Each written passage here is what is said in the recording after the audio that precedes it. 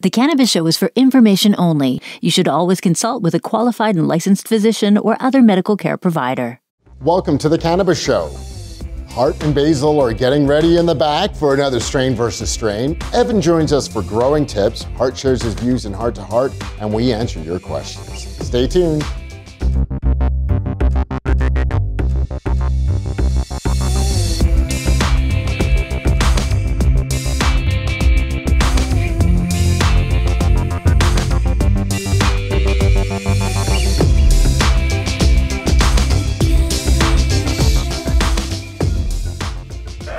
Player 1, Player 2, fight. It's time for strain versus strain. The results are in from last 2 rounds. And some of the comments. Chris says, Hart's got my vote, mostly due to dance moves. And Noah says, I vote for Hart, and not just because he's my dad.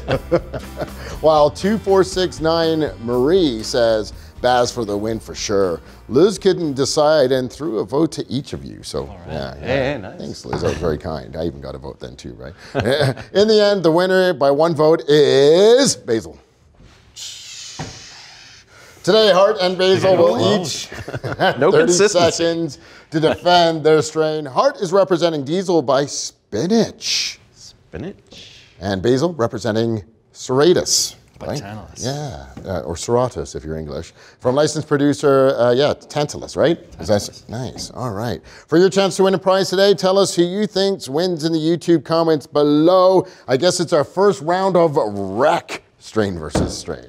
Okay, Hart, you can kick things off this round. You have 30 seconds to make your case. Are you ready?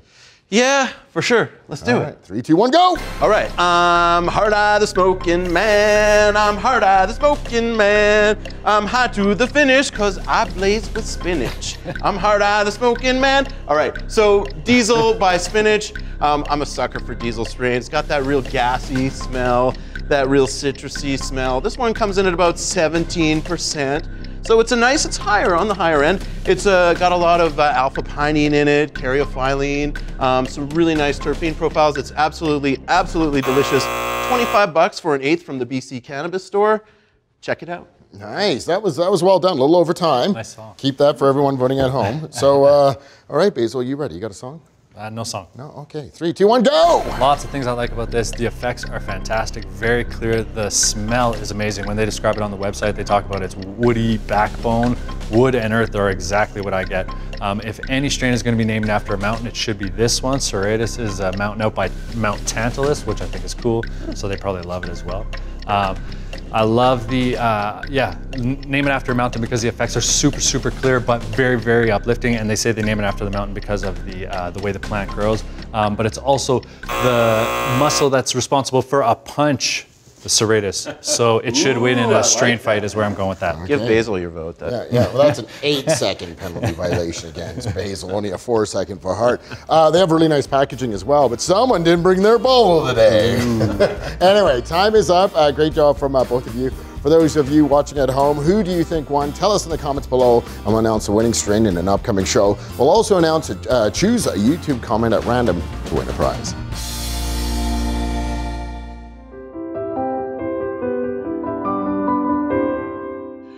So we're several weeks into federal legalization, and I wanted to stop and take a look closer at a few things post-October 17th.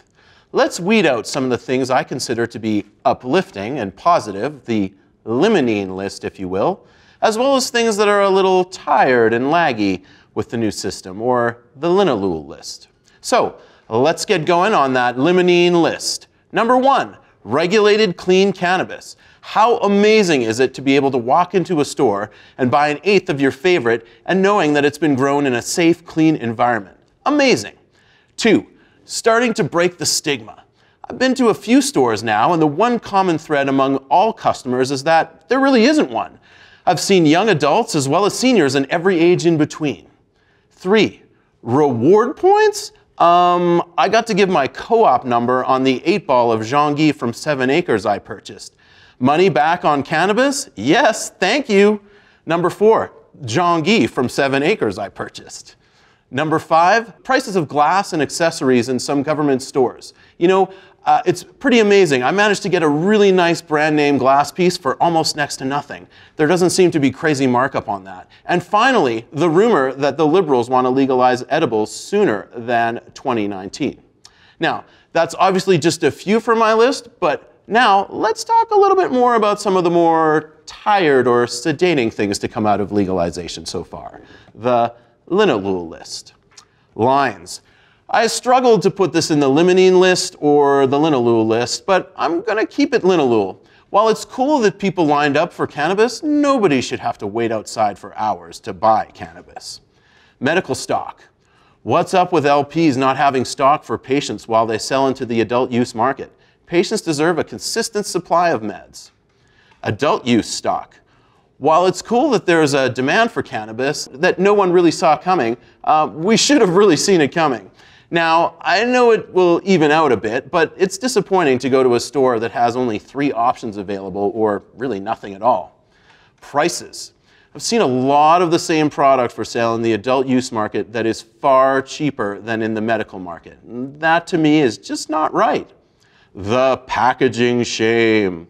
I know things will get a lot better, but right now it's a bit excessive. I'm talking about plastic bottles inside cardboard cartons, plastic inserts and cartons that actually outweigh the product itself by as much as 40 times. One guy in Ontario ordered 15 grams and got 15 different containers. Now, this is a small list, and I know we'll continue to improve on things as we move into the future. So I'm going to go check back in about 3 months' time and see if anything has improved or if anything has gotten worse.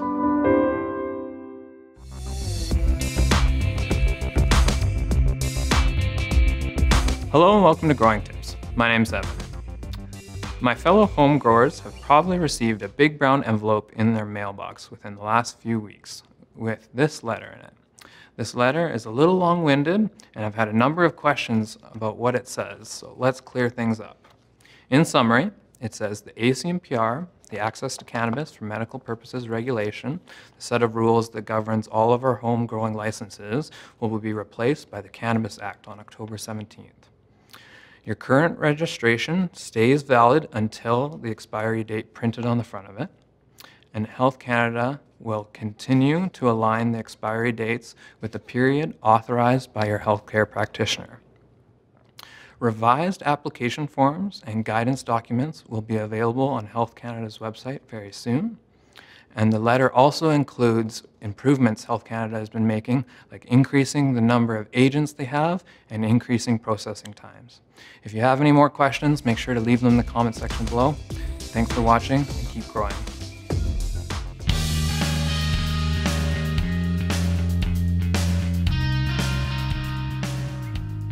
Hi, it's the Cannabis Show. I'm Chris. We got Hart, Kate, and Basil. And isn't cannabis supposed to be green? Environmentally, yeah, environmentally. What is this? You know, there's some excessive packaging going on for sure. I think it'll take a little bit before the regs get worked out and we can kind of figure out what we can and can't do a little bit more and kind of, there will be some improvements, right? But until then, we're just looking at a lot of packaging for everything. This was for a pre-roll. It's a carton outside and then a plastic thing, and it just contains one joint inside. So a lot of package. Yeah. I think Pinterest is going to have a lot of things about packaging. Oh, that's a great thought. Pinterest. Yeah. Yeah. Well, for instance, something like that, you can store a lot of different things in that after the fact. What were you saying they're getting turned into? You were saying something that they were getting turned into. Oh, like prosthetics. That's like right. the lids. Is that right? Yeah, the lids are going through a 3D printer after they've been shred a few times, and they're popping out on the other side with prosthetics. So people are already doing cool things. Yeah, they're very much really? doing Okay, cool and things. when I thought you said Pinterest, I thought you meant people are going to come up with their own ideas of how For to sure. actually hold your Absolutely. cannabis. Yeah, that's cool. Okay. Yeah. We got some work to do. But Yeah, exactly. And hey, at least it's finally legal, right? Yeah. So, Yeah. now, speaking of that, Lily's a little upset. And the question is on You Can Ask Us Anything, because you can ask us anything. It seems medical patients are, and this is her question, okay? It seems medical patients are getting shafted because of legalization.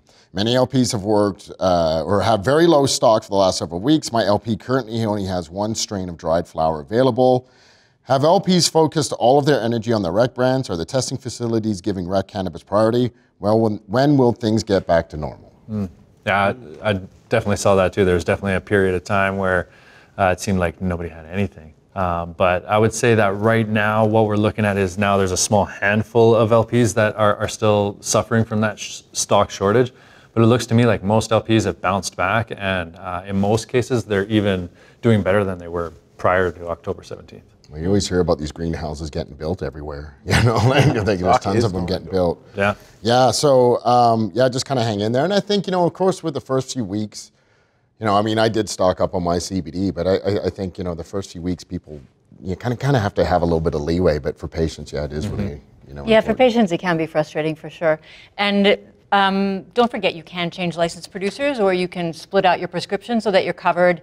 Even if your licensed producer might be out of something, you know, you have a backup plan, basically. I think a lot of people are kind of finding that really useful. But it's frustrating because it's your medicine and you finally get it right. Yeah. And then it's gone. Well, my other job, you know, I'm a patient educator and I help patients, you know, find places and stuff. And one company, Hydropothecary, been very good with like their supply. Always, so, yeah. You know, so I mean, like, you know, they're out there and stuff, but I guess if you're on your own, it's hard to do. You know, maybe you can find a patient educator or something like that through Natural Health Services. Thanks for your question, Lily. And again, if you have a question for us, please contact us for sure. Thanks for watching. And until next Wednesday, we'll talk to you later.